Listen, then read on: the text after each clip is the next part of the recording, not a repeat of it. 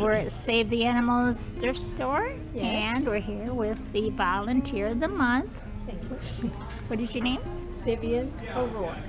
So how often do you work? 6 days a week. Yeah. I volunteer. I love it.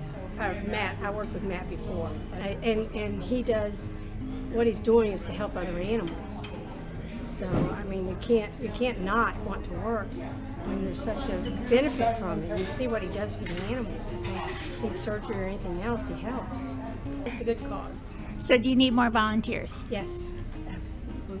We need more volunteers. We would love it. and donations? Yes, we can always use donations. And if you had one thing to say about thrift shopping, what would it be?